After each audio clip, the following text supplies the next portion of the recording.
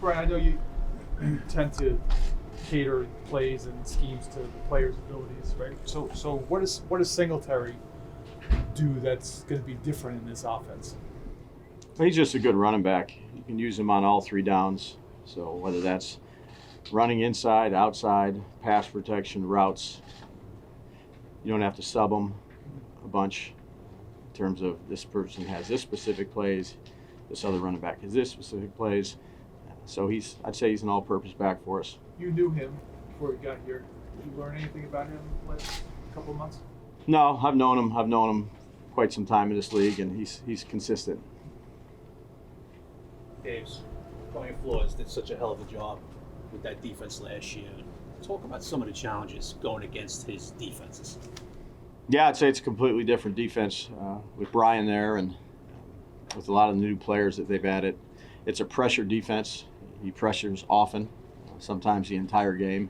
I mean, you go back, we've competed against one another when I was at Buffalo and Miami, and you go back and look at the game they played against, the Rams and Ed Goff and McVay, and blitz zeroed at every single snap. And he presents a variety of challenges with the fronts, and then you add the players, Gilmore, a veteran now that came over there, Harrison Smith, Harrison Phillips.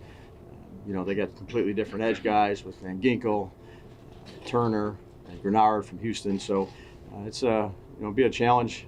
It's a challenge mentally. Make sure that you're on point with everything you need to be on point with to make sure a play works against 11 people that pressure, I'd say, quite often. I know you say in the offseason you do some prep or whatever on the opponent's going to play. They didn't play man very much at all last year. That's seeming totally against his DNA. So how do you rectify that? They got new corners. You kind of know what he wants to do. Yeah, I would say the one constant theme is there is pressure. I'd say he's, some of the coverages you've seen in college, call it hot coverage, where they play 2 under or 3 deep. There's a principle behind it, like cover zero, where it's like that, but they're protected a little bit more, or 1 under 4 deep. But usually there's always more rushers than 4 coming at you from different areas. But I think B-Flow's done a really good job there. Again, it's a completely different defensive scheme and structure that we saw 2 years ago. I mean, couldn't be any more different. And then you add the pieces that they've added to there. They're good defense.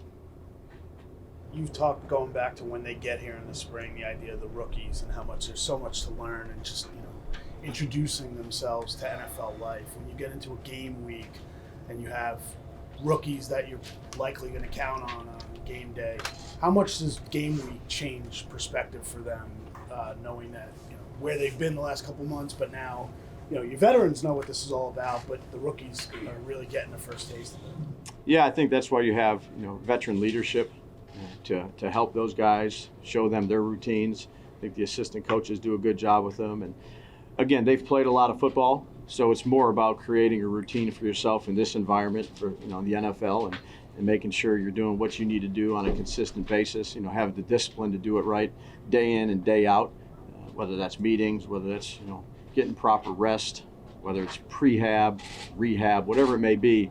You're constantly trying to educate them on creating a routine that works best for them. How important is Max to this team? You obviously, Okay. There's so many great receivers in this league. You're obviously going to see one this week. How important is he? Well, I think everybody's important. This is why I think it's the greatest team game. You need 11 people operating as one, so everyone has to do their 1/11th and make sure that they're operating at a high level with the responsibilities and the job requirements that they have. So, whether it's Banks, whether it's Burns, whether it's Kayvon, Bobby Okereke, it takes all 11 people, whether it's on offense, defense, or in the kicking game, to have success usually. How much are you embracing the whole 100th season aspect of this? There's a lot going on outside, obviously celebrations, things. You guys are going to be wearing the helmets this week in practice, I guess. Do you let that come into the locker room? Yeah, I'd say that we have tremendous respect for the organization and for the people that have come before us. Guys like Coach Parcells, Coach Coughlin, Carl Banks, Lawrence Taylor, Phil Simms, Eli Manning. The list goes on and on. But our focus has to be singular on getting ready for the Minnesota Vikings and doing everything we can do. And that's all you ask of everybody in the organization and the coaching staff, players, is to put your head down and go to work and leave no stone unturned, so that you're as prepared as you can be to go out there on opening day. How did they look in their helmets? I guess they were out there yesterday. Did they have the new We did ones? our walkthrough, so they'll be out here today. So our focus is on the Vikings, with all respect to the people that have come before us. Diggs, what have you seen from the O-line that tells you that they're up for the challenge? Well, I mean, again, I've said this before. There's a lot of veterans on that group that have played a lot of football. So whether you evaluate Runyon at Green Bay or Luminor, GVR at Oakland, or Las Vegas, or AT, these guys have played a lot of football. So they'll be ready to play. They're preparing. They communicate well and doing everything they can do to get ready. How's Runyon doing? He's doing good. Why is he wearing a red jersey? Well, all the offensive players will be wearing a red jersey today. Okay. Because he's a quarterback, so we had to switch it. Usually the quarterbacks wear a red one to stay away from it. We had to switch it because the jerseys that we're wearing. So he's in blue, the defense is in white, and the offense is in red today. You expect the defensive player to kind of forget that the quarterback can't be hit if they're wearing blue? No, we put them in different colors. So with the new jerseys this week, you can see another guy in red over there, Jordan. So We had to do the first one out. Daniel was wearing blue, so that's why I confused him. What other a different category? Why did you decide to take over play calling this year? What went into that decision? yeah, I'd say, look, we work well together offensively. Getting ready to play week one, and we've talked enough about that. Doing everything we do to get ready. Brian, do you see this as a game between two teams very similar? You both made the playoffs in 22. You both fell a little bit last year and now trying to get back. Yeah, no, look, this is, like I've said before, I've 24 years of doing this, a 24th opening game. Every year is different. We've played on Thursday nights, played on Sundays at 1. It really doesn't matter what you did year before, 2 years ago, whatever that is. What matters is doing everything you can do for this week to get ready to play a football game, and that's all of us. What we're all going to do.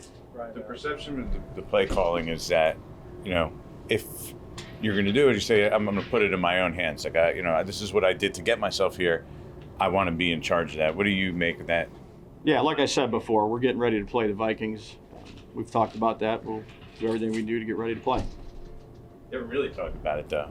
You never said if you're definitely doing it or not, or you kind of. Yeah, I'm doing it. No.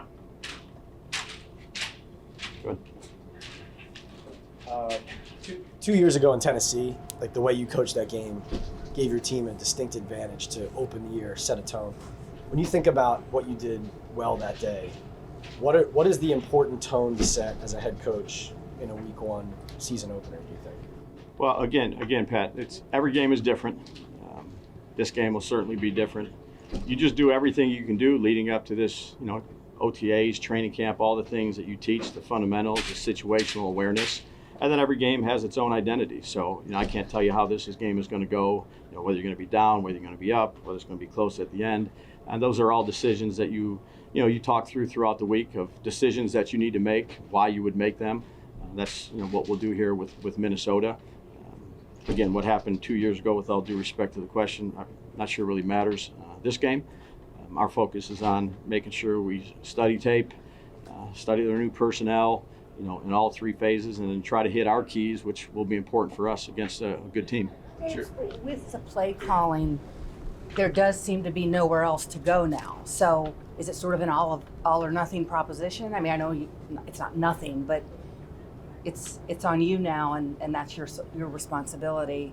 Yeah, well, I'm the head coach, so I'm responsible for everything, whether it's the defense, the special teams, the offense. But you know what I mean when I say you've taken over a significant extra role. Yeah, again, we've talked about this before. Almost everybody in the league does it. It's an offensive head coach. Was there anything that made you feel like that change was needed or necessary? Yeah, again, we're just getting ready for the Vikings here. What offensive challenges do you expect the Vikings to present? Well, significant ones start with Jefferson. Better know where he's lined up He can hurt you in all three areas of the field: catch and run, intermediate, vertical, double moves. They'll use him in a variety of spots. And then you look on the opposite side of it with Addison, who we did a lot of work on coming out last year, who's an exceptional route runner, very gifted receiver, was excellent pit and you see. Then they require veteran Jones, who's a very good runner, can run inside, run outside, solid offensive line. And Sam is, you go back, you've watched Sam. I've watched Sam for a long time at all the spots he's been, whether it's San Francisco, the Jets, Carolina. He'll be ready to play. He's a pro. Got a lot of respect for him. How much? Couple more.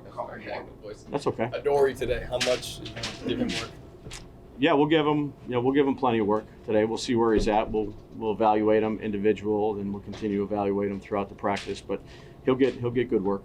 Micah, come back. Yeah, everybody's practicing today. So Micah is back today. He is. Everybody's practicing.